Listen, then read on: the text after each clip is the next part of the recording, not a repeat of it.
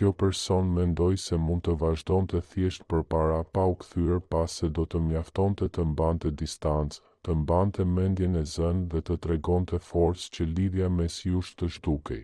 Por realiteti që ai jeton kur askush nuk e sheh është krejt ndryshe nga imazhi i stabilitetit që paraqet para të tjerëve. Brenda tij zhvillohet një luftë e vazhdueshme mes asaj që ai tregon dhe asaj që në të vërtetë ndjen kur mbetet vetëm. Në atë heshtje shfaqesh ti jo si një kujtim i zbet që shuhet me kohën, por si një prani e gjallë që sfidon gjithë kontrollin e tij të brendshëm. Ka momente kur ai ndjen një boshllëk që askush tjetër nuk mund ta mbush, dhe sa më shumë përpiqet ta injorojë, aq më e dukshme bëhet mungesa e diçka e thelbësore në jetën e tij të përditshme. Kjo vështirësi për të lënë nuk vjen nga dobësia, ajo buron nga e vërteta e asaj që keni ndarë së bashku. Sa do të përpiqet t'i thot vetes se lidhja juaj ishte vetëm një fazë apo një mësim tjetër i jetës, trupi nuk i beson gënjeshtrat dhe zemra nuk përshtatet me shpjegime bosh. Ajo që ndodh brenda ti është një krahasim i pandërprer mes asaj që ka përjetuar me ty dhe asaj që ka përpjekur të rindërtoj që atëherë. Nuk ka rëndësi sa njerëz shfaqen, apo sa shpërqendrime gjen, asgjë nuk ndihet aq e natyrshme sa me ty. Sepse kur shpirti njeh gjysmën e vet, të gjitha lidhjet e tjera duken të detyruara, të paplota, sipërfaqësore. Ky person ka ndryshuar edhe pse nuk e thot dhe nuk e pranon para askujt, veç ndoshta natën, duke folur me jashtëkun e tij. Ka shenja të qarta se ai nuk mund të shkëputet nga kjo lidhje, mendime të përsëritura për ty ose kërkimi i pavetëdijshëm i esencës tënde në fytyrat e të tjerëve, të cilat kur nuk arrin atë që ke qenë ti për të. Ai ndihet sikur mungon diçka thelbësore, sikur një pjesë e vetes nuk është më aty ku duhet të jetë, sepse duke u larguar nga ti, është larguar edhe nga vetja. Me ty ai mund të ishte i vërtet, pa maska, pa nevojën për të provuar asgjë. Kuptimi se pranë teje ai mund të ishte thjesht vetvetja lë pas një heshtje të vështirë për t'u mbushur, dhe mungesa jote peshon më shumë në momentet më të qeta. Nuk është një dhimbje e fortë që shpërthen me britma, por një ndjesi e thellë mungese, një dije e heshtur se zemra nuk është e plotë, edhe kur mendja ende nuk guxon ta pranojë. Kjo luftë e brendshme shfaqet ndonjëherë si krenari, si distancë apo si heshtje e gjatë, por asnjëra nga këto nuk duhet ngatëruar me indiferencë të vërtetë. Përkundrazi, ai që ndjen shumë dhe nuk di si të përballet me atë intensitet, shpesh i drejtohet kontrollit dhe heshtjes për t'u mbrojtur nga ajo që ende dhem. Është një e vërtet paradoksale. Pikërisht mungesa jote bëhet prova më e fortë e rëndësisë që ti ke ende për të. Për të kuptuar pse buzëqeshja e tij nuk është e vërtetë dhe pse ndërtesa e tij e brendshme po shembet, mjafton të shohësh çfarë ndodh në mendjen e tij pak para se të flejë. Kur të gjitha shpërqendrimet heshtin dhe e vërteta merr hapësirë, kur maskat shoqërore nuk funksionojnë më dhe asgjë nuk e pengon të shohë brenda vetes. Aty, në gjysmërësirën e dhomës së tij, kujtesa bëhet mizorisht e saktë. Nuk kujton konfliktet, as arsyet logjike për distancën. Kujton ndjesinë e shtëpisë pranë teje, qetësinë që i jepej vetëm nga prania jote. Kjo qetësi, dikur kaq e natyrshme, tani mungon krejtësisht në realitetin e tij të ri. Është një luftë e heshtur mes dëshirës për të shkruar, për të thyer akullin, dhe frikës paralizuese nga përballja me cenueshmërinë e tij. Ai ka provuar të mbushë boshllëkun që ke lënë me aktivitete të reja, me punë deri në lodhje apo edhe me njerëz të tjerë, në shpresën e dëshpëruar për të gjetur sërish zjarrin që ndjente me ty. Por çdo përpjekje përfundon me një zhgënjim të heshtur. Ai kupton, mund të gjej shoqëri, mund të bisedoj, mund të kaloj kohë me dikë, por nuk gjen rezonancë. Dallimi është i dhimbshëm dhe i thellë. Me ty gjithçka rritet natyrshëm. Kishte mirë kuptim të ndërsjell pa shumë fjalë, një gjuhë të përbashkët që shkonte përtej atyre që thuheshin. Me të tjerët gjithçka duket si përpjekje, si një shfaqje e vazhdueshme ku duhet të kujdeset për çdo fjalë dhe gjest për t'u dukur sikur i përket. Dëshira për të zëvendësuar është ndoshta plaga e tij më e thellë. sepse ai ka kuptuar se njerëzit nuk janë copa të zëvendësueshme të një pazli dhe se energjia që t'i solle në jetën e tij ishte unike. Kjo unikalitet bëhet barë kur ai përpiqet ta gjejë në sytë e të tjerëve dhe atje gjen vetëm të huaj. Jeta e tij e tanishme i duket si mashtrim. Ai luan një rol, bën sikur është i interesuar për biseda që e lodhin dhe plane që e lën shpirtin e tij të ftohtë. Ndërsa ai buzëqesh dhe tund kokën, mendimet i shkojnë tek ti. Çfarë po bën tani? A mos po mendon edhe ti për të? Apo e ke mbyllur tashmë? Ironikisht, duke u përpjekur të shkëputet nga ti dhe të shmangë përgjegjësinë emocionale, ai ka ngritur brenda vetes një burg sipërfaqësie. Ai ndihet sot më i vetmuar mes njerëzve se sa atëherë kur ndante heshtjen me ty. Kjo mungesë autenticiteti kërkon pagesën e vet. Trupi i tij tendoset, ankthi shfaqet papritur dhe një lodhje emocionale e pushton një lodhje që gjumi nuk mund ta shërojë. Është lodhja e mbajtjes gjallë të një gënjeshtre. Gënjeshtra se ai është më mirë pa ty. Gënjeshtra se ti nuk i domethën më asgjë. Gënjeshtra se ai të ka kapërcyer. Në orët e qeta të natës, kur pagjumësia bëhet shoqëruesja e tij e përhershme, një siguri përhapet në kraharorin e tij si një presion fizik se ka humbur diçka të çmuar. Ai i rikthen në mendje bisedat e fundit, kërkon shenja, analizon shikime dhe e mundon mendimi se ndoshta ka qenë gabimi më i madh I jetës së tij të lërë të largohesh. Por nuk është vetëm se I mungon ti. I mungon vetja, ajo versioni I tij që ti e gjallërove brenda ti. Versioni më I guximshëm, më I ndjeshëm, më I gjallë. Duke u ndarë nga ti, ai hoqi dorë edhe nga një pjesë e potencialit të vet. Dhe pikërisht kjo humbje identiteti krijon boshllëkun që asnjë zëvendësim nuk mund ta mbush. Ndonjëherë ai merr telefonin, shkruan një mesazh dhe pastaj e fshin. Ndonjëherë shikon profilin tënd duke kërkuar një gjurmë, një shenjë të gjendjes sate emocionale duke shpresuar se ndonjë derë është ende e hapur dhe njëkohësisht duke u trembur se ajo mund të jetë mbyllur përgjithmonë. Është një gjendje e paralizuar ndarjeje të brendshme, krenaria tërheq në njërin anë, zemra në anën tjetër. Dhe kështu ai mbetet I burgosur në vuajtjen e heshtur. Por ky ndjenje e paplotësisë nuk është thjesht mall I romantizuar, as reagim I një egoje të lënduar. Ka rënje më të thella shpjegime të psikologjisë së thellë që Carl Jung I ka përshkruar me saktësi kirurgjikale. Ai tregoi pse disa lidhje nuk mund të këputen vetëm me forcën e vullnetit. Pse një prani e caktuar vazhdon të jetojë brenda nesh edhe kur mendja thotë se duhet ta lëm të shkojë.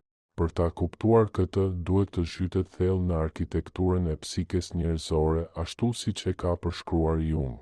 Ne shpesh përpiqemi të racionalizojmë emocionet tona, bëjmë lista pro dhe kundër, ose përpiqemi të zbatojmë logjikën e përditshme në situata që e tejkalojnë shumë atë.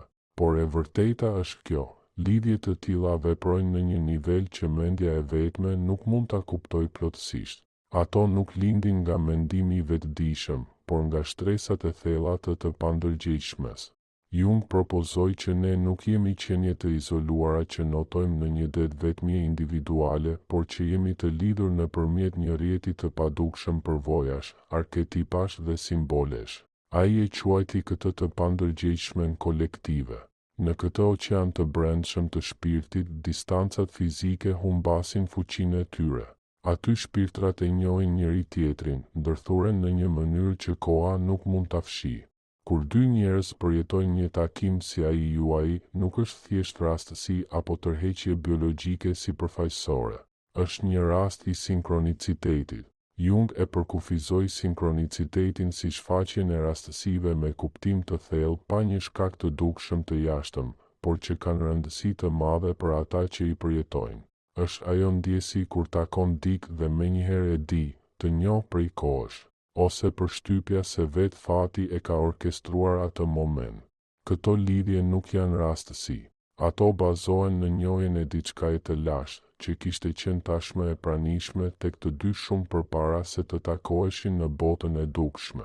Është sikur dy pjesë të një puzle kozmik, të ndara prej kohësh, më në fund të preken dhe të shkaktojnë një klik të dëgjueshëm në shpirt.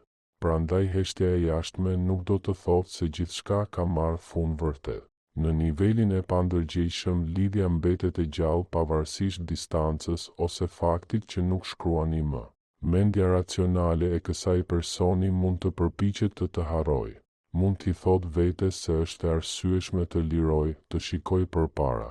Por e pandërgjegjshmja nuk njeh pragmatizëm, ajo njeh vetëm të vërtetën. Dhe e vërteta që është vdendur në psikikën e saj është kjo: me ty ajo preku një thellësi që nuk e kishte përjetuar kur më parë. Jungu besonte se lidhje të tilla shpesh shërbejnë si pasqyrë. Tjetri shfaqet në jetën tonë për të na treguar pjesë të fshehura të vetes, aspekte që nuk i kemi integruar apo pranuar ende. Kjo person nuk mund të lërë të shkosh, sepse nëpërmjet teje ajo ndjell një tërësi brenda vetes të cilën tani e ndjen si mungesë. Me largimin tënd, ajo humbi edhe qasjen të ajo pjesë e vetes që ti dikur ja pasqyroje.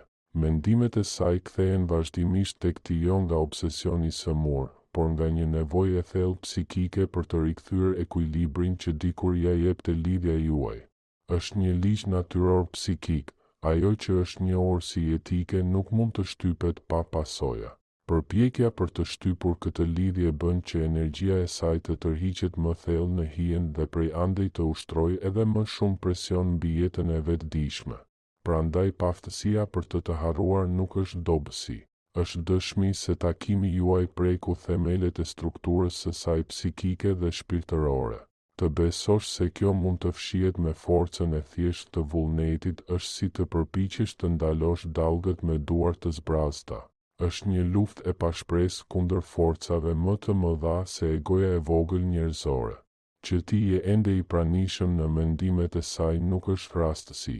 Tregon se kjo lidhje vazhdon të jetojë në një nivel të hollë jo për të zhdukur, por për të integruar. Dhe pikërisht sepse vepron jashtë kohës dhe hapësirës, trupi yt fillon të funksionojë si antenë i ndjeshëm ndaj asaj që ndodh me personin tjetër, edhe nëse mendja jote nuk mund ta shpjegojë logjikisht. Kur dy shpirtra kanë ndarë një thellësi të tillë, kufit fizik treten. Shpesh mendojmë se emocionet tona janë thjesht personale të shkaktuara nga procese të brendshme ose rrethana të jashtme. Por në lidhje të tilla, trupi yt fizik bëhet një dhomë rezonance për energjinë e tjetrit. Ndoshta e ke përjetuar, je plotësisht i qetë, i zhytur në mendime ose në një aktivitet dhe papritur të përfshin një valë trishtimi të thellë. Një shqetësim i pashpjegueshëm në kraharor ose e kundërta një nxehtësi dhe qartësi e menjëhershme që nuk vjen nga mjedisi yt. Këto ndjenja nuk janë rastësi. Janë jehona e drejt për drejt e asaj që ai person ndjen në atë moment. Kur ajo mbushet me pendes, kur mallëngjimi e godet papritur, kjo nuk mbetet vetëm brenda saj. Kjo energji rrjedh përmes lidhjes së padukshme midis jush drejt fushës tënde energjetike. Ajo shtrëngim në kraharor, si të vinte nga hiçi, është shpesh momenti i saktë kur personi tjetër po lufton me krenarinë e vet, dëshiron të shkruaj por nga frika nuk e bën. Sistemi yt nervor, dikur i akorduar në frekuencën e saj, thjesht reagon ndaj turbullirave emocionale nga ana tjetër. Ka edhe shfaqje më të holla, pothuajse të mbinatyrshme. Momente heshtjeje në të cilat pothuajse e ndjen praninë e saj fizikisht, kur aroma e saj shfaqet në hapësira ku ajo nuk mund të jetë. Kjo nuk është fantazi, por aktivizim i memorisë të ndëshkisore nga fusha e saj energjetike që të afrohet kur vetmia e saj bëhet e padurueshme. Kështu të viziton shpirti i saj në momente kur egoja nuk e lejon të afrohet fizikisht. Këto shenja janë prova të prekshme se pavarësisht distancës ose mungesës së komunikimit, vëmendja e saj është ende tek ti. Bota e ëndrave luan rol qendror. Ëndrat nuk janë thjesht projeksione të rastësishme të trurit, ato bëhen një hapësirë e vërtet takimi. Nëse ky person shfaqet vazhdimisht në ëndrat e tua, jo si kujtimi së kaluarës, por si dikush që ndërvepron me ty në të tashmen, të shikon ose përpiqet të transmetojë diçka që nuk mund ta shprehë me fjalë, atëherë duhet të jesh i vëmendshëm. Në gjumë, mekanizmat racional të mbrojtjes bien. Egoja tërhiqet dhe të vërtetat e shtypura ngrihen në sipërfaqe. Këto takime të natës kur zgjohesh me një emocion të thellë janë shpesh regjistrimi energjetik i një bisede mes shpirtrave tuaj ndërsa trupat pushojnë. Ajo ndjesi e çuditshme qetësie ose melankolie e thellë kur zgjohesh është jehona dridhëse e atij takimi. E rëndësishme është të kuptosh se kjo telepati emocionale nuk funksionon vetëm në një drejtim. Ashtu siç ti ndjen luhatjet e saj emocionale dhe konfliktet e brendshme, po ashtu edhe ajo ndjen qartësinë dhe qetësinë tënde. Kur ti bie në dëshpërim, ajo ndjen shqetësim dhe faj. Por kur ti gjen heshtjen tënde të brendshme, kjo e tërheq në mënyrë magnetike në një mënyrë që ajo nuk mund ta shpjegojë. Intensiteti i asaj që ti percepton është drejt për drejt proporcional me atë që ajo shtyp brenda vetes. Sa më shumë ta mohoj lidhjen, aq më e fortë bëhet energjia e grumbulluar dhe aq më fuqishëm të godet. Është si një tenxhere me presion. Avulli kërkon dalje nga çdo çarje e vogël. Ajo që ti përjeton si një atak i menjëhershëm ankthi është shpesh vetëm shkarkimi i tensionit që ajo mban brenda, ndërsa përpiqet të jetojë një jetë që nuk e plotëson. Mund të shfaqet edhe fizikisht me të dridhura të papritura përgjatë shtyllës kurrizore edhe pse nuk është ftohtë, ose një ndjesi të menjëhershme nxehtësie në fytyrë ose vesh. Mençuria popullore thotë se kjo ndodh kur dikush mendon për ne dhe në nivel energjetik kjo ka kuptim. Është fërkimi i vëmendjes së saj me fushën tënde energjetike. Ti nuk po humb mendjen, po percepton një realitet të zgjeruar. Sepse në përpjekjen e saj për të harruar, ajo mendon për ty më fort se kurrë. Qenia jote, që njeh të vërtetën e lidhjes suaj, thjesht të tregon se kanali është ende i hapur. Kur i njeh këto shenja, perspektiva jote ndryshon. Nuk je më thjesht viktimë e pritjes, por vëzhgues i vetëdijshëm i një procesi të thellë energjetik. E kupton, heshtja e jashtme është vetëm një pauzë në muzikë, melodia vazhdon për brenda. Këto shenja janë prova e pakundërshtueshme. Kanali është ende i hapur. Historia nuk ka përfunduar. Dhe energjia po kërkon ekuilibër. Para se të mësosh pse kjo person ikën kaq fuqishëm nga intensiteti që keni ndarë, është thelbësore të ndalesh. Mbaj energjitë e tua, ndije veten në këtë moment dhe konfirmo brenda vetes praninë tënde në këtë proces transformimi. Në këtë pikë është e rëndësishme të ndalet përkohësisht rrjedha e informacionit, në mënyrë që intuita jote të integrojë atë që ka ditur prej kohësh dhe që mendja jote po e dëgjon vetëm tani. Nuk është rastësi që po i lexon këto fjalë pikërisht tani. Nëse ke ardhur deri këtu, është sepse ka një rezonancë brenda teje që thotë, kjo nuk është teori, kjo është përshkrimi i saktë i asaj që shpirti yt ka britur në heshtje prej kohësh. Dyshimi është armiku natyror i çdo lidhjeje. Ndoshta ke kaluar shumë net duke vënë në pikpyetje perceptimin tënd, duke u pyetur nëse mos vallë i kishe imagjinuar të gjitha.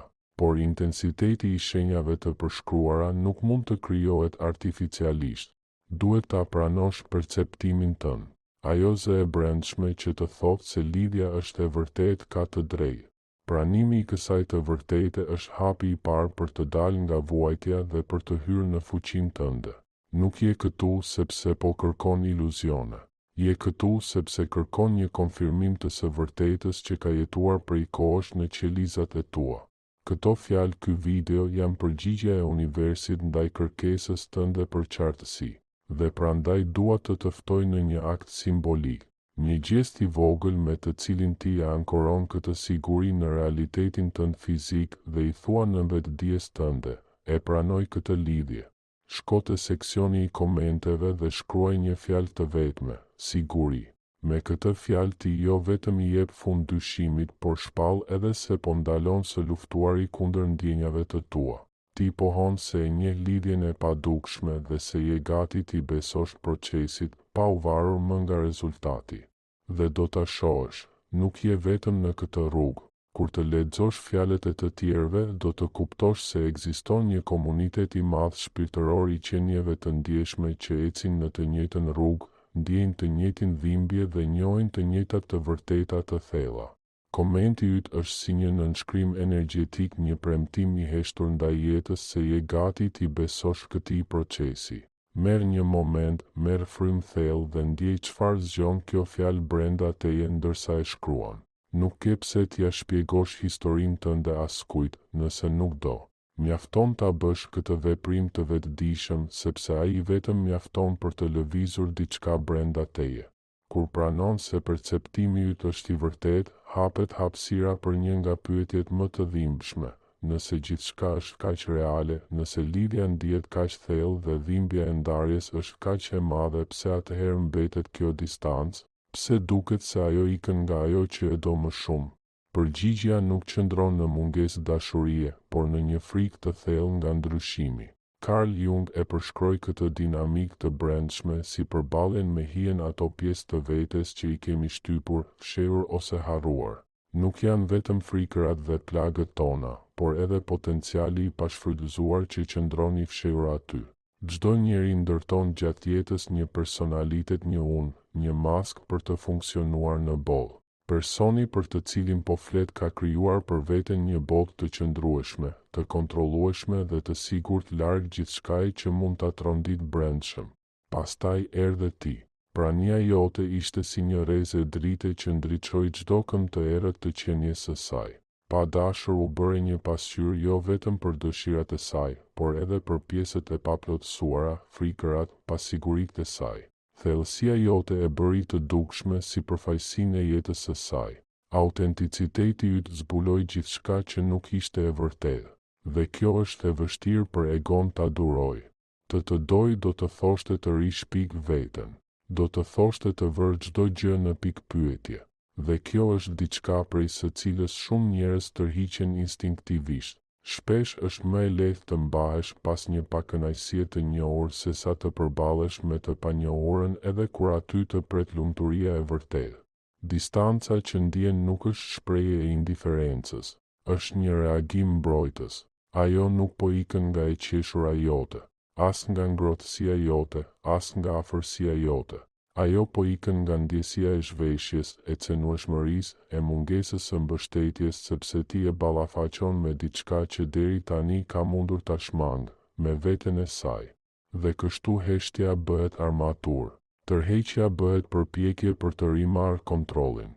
Imagjino dikë që ka jetuar gjithë jetën në një dhomë të errët pa pritur dikush i hap perdet dhe drita verbuese derdhet brenda. Reagimi i parë nuk është mirënjohja, por dhimbja. Sytë mbyllen, instinkti thot, fike dritën dhe Kjo është pikërisht ajo që i ndodhi shpirtit të saj. Ti e mbushe me dritë, dhe ajo duhej të tërhiqej për të mos u thyer. Por tani, e kthyer në errësirë, gjithçka duket më bosh se kurrë. Sepse sapo njeriu ta ketë parë dritën, hija nuk mjafton më. Dhe këtu qëndron paradoksi. Ajo të do dhe megjithatë tërhiqet. Ajo dëshiron afërsi dhe megjithatë zgjedh distancën. Është një luftë e brendshme mes shpirtit dhe egos. Shpirti thërret për rritje, bashkim. Egoja lufton për mbijetesë. Egoja kërkon siguri, rutinë, kontroll. I përshpërit se dashuria e vërtetë është e rrezikshme, se do të humbas lirinë, se do të lëndohet. Dhe për një kohë, kjo ego fiton. Vishet me fraza si, kam nevojë për kohë për veten, është shumë, nuk është momenti i duhur. Por ajo që egoja nuk kupton është kjo, një vetëdije e zgjuar nuk mund të vihet më në gjumë. Kjo person ka ndier tashmë sa e thellë dhe e vërtet mund të ishte jeta me ty. Dhe edhe nëse ajo të bllokon, të injoron, madje të largohet fizikisht, ajo nuk mund të ikë nga e vërteta e saj. Sepse ajo që i mungon tani nuk je vetëm ti. Është ajo që ke zgjuar brenda saj. Maska që ajo mban fillon të qahet. Qarjet lën dritën të hyjë dhe çdo përpjekje për ta riparuar e bën atë maskë edhe më të brish. Lodhja e të shtirurit sikur s'po ndodh asgjë rritet. Dhe pikërisht në këtë lodhje qëndron shpresa jote e heshtur. Sepse ajo nuk do të kthehet sepse e lut. Do të kthehet kur të dorëzohet. Kur dhimbja e mohimit të vetvetes të bëhet më e madhe se frika e hapjes. Ti ishe shkëndia e zgjimit të saj. Dhe zgjimi rrallë herë vjen but. Fillon me kaos, krizë, tërheqje. Por pikërisht ky kaos është i nevojshëm që gjithçka të riorganizohet në një nivel më të lartë. Ti nuk mund t'i luftosh betejat e saj të brendshme në vend të saj. Mungesa jote është tani dhurata jote më e madhe. E detyron të përballet me atë që ka shtypur për vite të tëra. Sepse sa do të luftoj egoja ka diçka që ajo nuk mund ta mposh kurrë, boshllëkun që lë mungesa jote. Dhe pikërisht ky boshllëk bëhet forca më e madhe e transformimit. Ajo që duket si ngecje në jetën tënde është në të vërtetë një proces i padukshëm transformimi. Në botën e shpirtit, heshtja nuk është fund, por momenti kur gjithçka rregullohet sërish. Heshtja e jashtme është një hapësirë e mbushur me lëvizje të brendshme, një fazë alkimike ku frekuencat tuaja përshtaten pa fjalë. Alkimi i vërtet i pritjes qëndron në shndërrimin e shqetësimit të mungesës në një forcë të qetë, një tërheqje magnetike që vepron jo përmes presionit, por përmes së vërtetës. Në lidhjet e thella ekziston një dinamik paradoksale. Sa kohë që je aty i pranishëm, i arritshëm, personi tjetër mund t'i lejojë vetes luksin të shtypë dhimbjen dhe dyshimet e veta. Disponueshmëria jote e vazhdueshme funksionon pa dashje si një jastëk emocional, ai zbut pasojat e vërteta të zgjedhjeve të saj. Sa kohë që ti e ushqen lidhjen me energjinë tënde, afërsinë, mesazhet, shpresën tënde të heshtur, ajo nuk ka pse të mbajë përgjegjësi për gjendjen e marrëdhënies suaj. Kur tërhiqesh, kur ndalon ta ushqesh këtë lidhje me praninë, energjinë dhe pritshmëritë e tua, gjithçka që ajo ka fshirë nën tapet për vite të tëra fillon të ngrihet në sipërfaqe. Atëherë mendja e saj nuk ka më asgjë për t'u kapur, asnjë mesazh prej teje që ta qetësoj, asnjë ngrohtësi që t'i zbusë frikërat, asnjë stabilitet që t'i dëshmoj se është ende e dashur, edhe nëse nuk e pranon. Në këtë heshtje ajo përballet me pasojat e arratisjes së saj. Nuk ka më askënd për të fajsuar, asgjë pas së cilës të fsheh të vërtetën. Ajo mbetet vetëm me veten dhe me dhimbjen nga e cila mendoj se mund të shpëtonte duke u larguar prej teje. Pikërisht në ato momente vetdia e saj fillon të bëjë atë që prania jote e mëparshme e pengonte, fillon të njohë, të zgjohet, të shohë. Dhe pikërisht për këtë arsye, ndonjëherë distanca bëhet katalizatori më i thellë i rikthimit. Jo sepse ti do ta binde me fjalë, por sepse vetë shpirti i saj e tërheq drejt vendit ku ajo është ndier më e gjallë, më e vërtetë, më e plotë. Kur ajo nuk mund të mbajë më peshën e maskës së saj, kur kupton se gjithçka brenda saj është mpirë përveç asaj që ka ndier për ty, atëherë fillon të qahet ajo që e mbante larg. Jo nga nostalgjia, jo nga vetmia, por nga nevoja e brendshme për të prekur sërish atë që dikur e kishte zgjuar. Dhe ndodh gjithmonë njësoj, heshtja qahet, maska bie dhe e vërteta, ajo e njëjta e vërtet prej së cilës ajo po ikte, më në fund gjen rrugën për t'u kthyer tek ti.